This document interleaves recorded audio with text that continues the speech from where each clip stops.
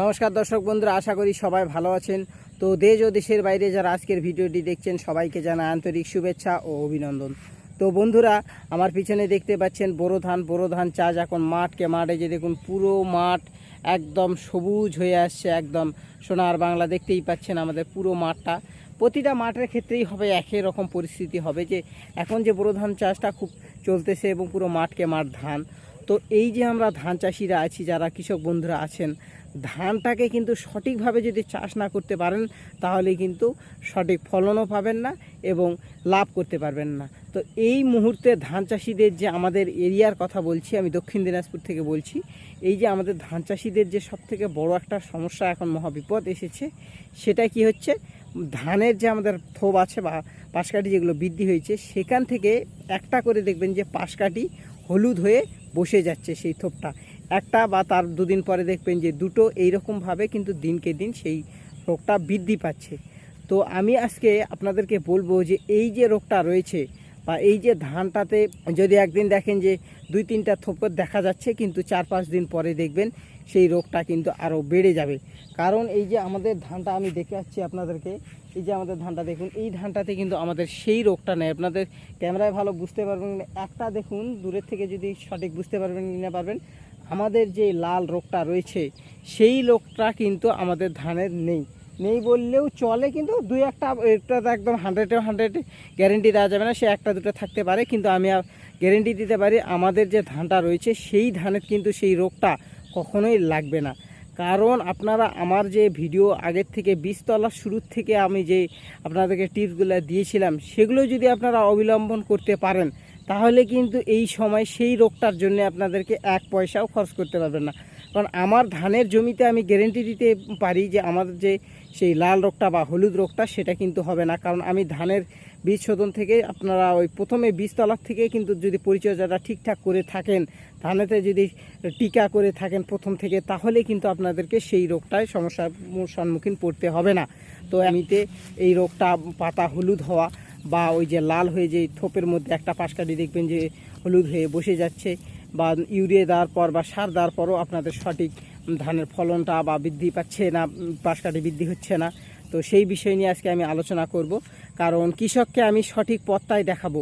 কারণ কৃষি কাজ করে যদি লাভ করতে কৃষকেরা না পারে তাহলে কিন্তু কৃষকরা উন্নতি করতে পারবে না। তো এই ধানটা, আমাদের যে ধানটা, সেটা কিন্তু আমাদের সেই হলুদ রোগটা দেখতে পাবেন না, কিন্তু আপনাদেরকে আমি দেখাচ্ছি পাশাপাশি ধান আরও রয়েছে, সেগুলোতে সেই রোগটা অলরেডি দিনকে দিন বেড়েই চলেছে। তো সেই জন্য আজকে আপনাদেরকে আমি বলবো যে সেই রোগটাকে আপনারা কিভাবে কম টাকায় নির্মূল করবেন। কারণ কম টাকায় যদি নির্মূল না করতে পারেন, কারণ বেশি টাকা, হাজার টাকা খরচ করবেন আর রেজাল্ট ভালো পাবেন না, তাহলে কিন্তু আপনাদের ধান চাষ করে সেভাবে লাভ করতে পারবেন না। কারণ আমি আপনাদেরকে আজকে যেই টিপসটা বা যেটা প্রয়োগ করার কথা বলবো, এটা যদি আপনারা প্রয়োগ করতে পারেন তাহলে কিন্তু বন্ধুরা 100% রেজাল্টটা পাবেন। তো বেশি দেরি না করে চলুন মূল ভিডিওটি এবার শুরু করি। তো বন্ধুরা, ভিডিওটি ভালো লাগলে অবশ্যই লাইক ও কমেন্ট করবেন আপনাদের মূল্যবান মতামত, এবং চ্যানেলটি নতুন ভিজিট করে থাকলে অবশ্যই সাবস্ক্রাইব করে পাশেই থাকবেন পরবর্তী ভিডিওর জন্য। আর যেই সব কৃষক বন্ধু আমার চ্যানেলটি সাবস্ক্রাইব করে রেখেছেন তাদেরকে অসংখ্য ধন্যবাদ। তো চলুন ভিডিওটি এবার শুরু করি। সো বন্ধুরা, এই যে আমার সামনে যে ধানটা দেখতে পাচ্ছেন, এই ধানটা আমাদের ধান। তো এখন তো দেখতেই পাচ্ছেন পুরো মাঠটা এখন সবুজ, সোনার বাংলার মতো একদম, যে আমাদের পশ্চিমবাংলা রয়েছে একদম সোনার বাংলায় ভরে গেছে। এই যে দেখুন একদম পুরো মাঠ ধান। তো এই সময় যে তাদের ধানের রোগটা ধরেছে, আমাদের প্রথমে ধানটা আপনাদেরকে দেখতে যে কাছ থেকে একদম দেখাচ্ছি, দেখুন একটা ধানেতে কোনো কিন্তু রোগ ব্যাধি একদম নাই। এখন দ্বিতীয় চাপান দেওয়া শুরু হয়েছে, আমি অল্প দিনে ভিডিওটি দিয়েছিলাম, আপনারা দ্বিতীয় চাপান দেওয়া শুরু করে দেন। এখন যার যেরকম বয়স হয়েছে ধান, এই যে দ্বিতীয় ধান চাপান চাইছে, আমাদের ধানের কথা বলছে। এই দেখুন সামনের পাতা একটু হালকা হলুদ হতে ধরেছে। এই যে দেখুন আমাদের ধানটা, এই যে এই ধানটাতে কোনো একদম রোগমুক্ত ধান। তো এখন আমি এই যে পাশের জমিটাতে যদি দেখাই ধানটা আপনাদেরকে, তাহলে কিন্তু আপনারা দেখতে পাবেন এর যে রোগটা কীরকম শুরু হয়েছে। এই দেখুন প্রথমেই আপনারা দেখতে পাচ্ছেন, এই যে সামনে দেখুন, এই যে ওই একটা দেখুন, ওই যে দূরে এই দেখুন কতগুলো ধরেছে, শুরুতেই 1-2 না, এটা কিন্তু আরও কম ছিল। কিন্তু আমি তো নিজের জ্ঞানে সেই পাশের জমিওয়ালাকে বলতে পারি না, ভাই তুই এটা মার কি ওটা মার, সেটা তো আমার বলাটা ঠিক হবে না। তো আমি ভিডিওটা এই কারণে করতেছি, যারা কৃষক বন্ধুরা এই ভিডিওটি পেয়ে যাতে উপকৃত হতে পারে। কারণ সঠিক পথটা আপনাদেরকে দেখাবো। প্রথমে আপনাদেরকে আমি বলে দিই, এই যে রোগটা দেখতে পাচ্ছেন, এই যে ধানটার, এই যে দেখুন, ওখানে দেখুন, এই যে এখানে দেখুন, এই যে দেখুন, এই যে এখন দেখুন সমস্যাটা কি সেটা দেখুন একবার।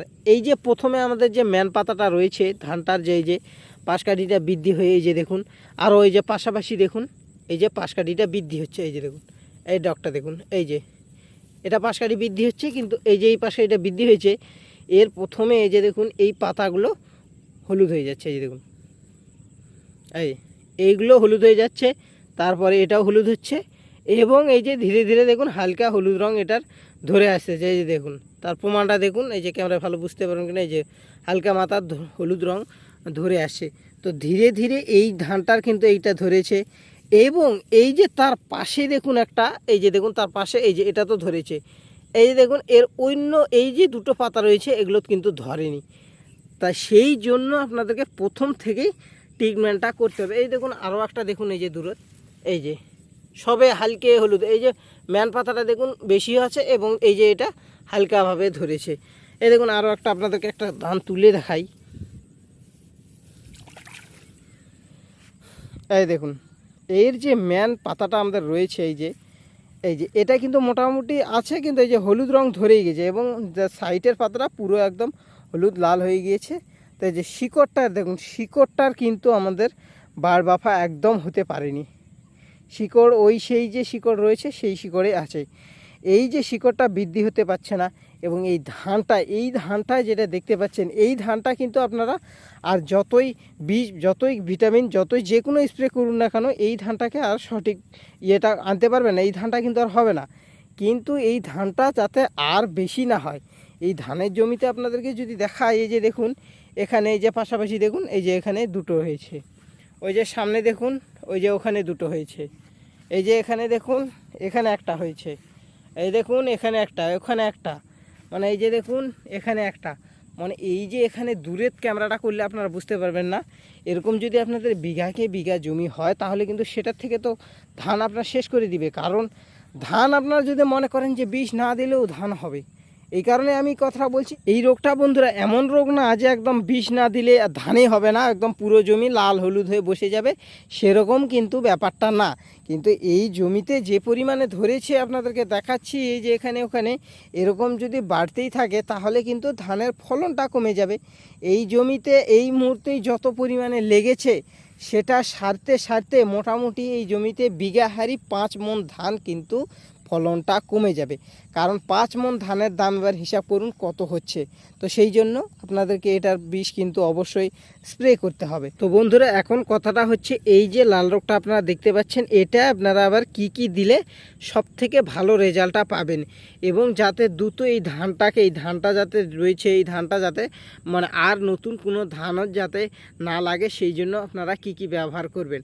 প্রথমেই আসি আমি আপনাদেরকে যেটা দেওয়ার কথা বলবো, সেটা হচ্ছে টপিক্যাল অ্যাগ্রো কোম্পানির যে ট্যাকটিম নামে একটা বেরিয়েছে, এর যে পার্সেন্টটা রয়েছে এটা হচ্ছে টাইসাইক্লোজল 75% WP।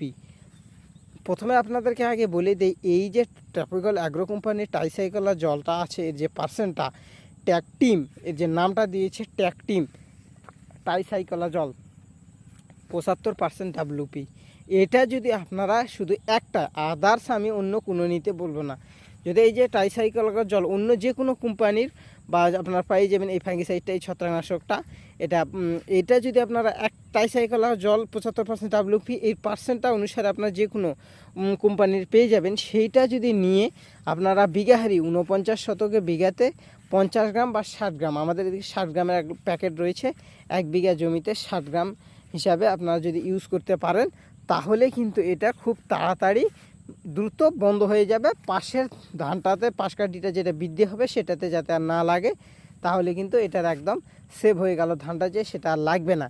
কিন্তু এর মধ্যে বন্ধুরা আরও একটা বিষয় আছে, এর সাথে আপনারা আরও কিন্তু ধানটাকে যাতে একদম ভালো করতে পারেন, যে একদম অ্যান্টিবায়োটিক করতে পারেন, তার জন্য আপনারা কিন্তু একটা ট্যাগমার, টপিক্যাল অ্যাগ্রো কোম্পানির একটা ট্যাগমার 2020, এর যে ভেলডামাইসিন 3% রয়েছে, এটাও কিন্তু আপনারা এর সাথে মিশিয়ে দিতে পারেন। এটা বিঘা হারিতে আপনারা 100 গ্রাম নেবেন। এটা দিয়ে যদি এই দুটোও যদি দিতে পারেন, তাহলে কিন্তু আরও ভালো রেজাল্টটা হবে। এবং এর সাথে আরও একটা বিষয় আছে, আপনাদের জমিতে যদি মাজরা থাকে, মাজরার যদি বিষ দেওয়ার সময় পাননি বা মাজরা যদি থাকে, তাহলে কিন্তু এর সাথে আপনারা বন্ধুরা ক্যানন বা করন্ডা বা অ্যাকশন বা হামলা যে কোনো আপনারা এর সাথে হলো ড্রাম প্রতি কিন্তু 25 ml করে দিবেন। যেহেতু এই ফাঙ্গিসাইডগুলো আরও ব্যবহার করা হচ্ছে, সেই কারণে বেশি পরিমাণে দেওয়ার আপনাদেরকে দরকার নেই, 25 ml করে ড্রাম প্রতি দিলেই যথেষ্ট। এটাও আপনারা ইউজ করতে পারেন যদি আপনাদের জমিতে মাজরা থাকে।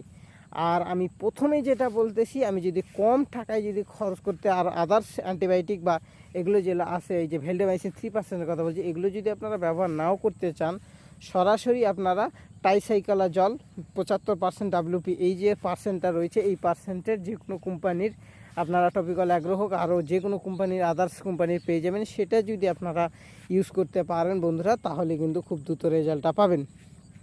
তো বন্ধুরা, এই ছিল আজকের ভিডিও।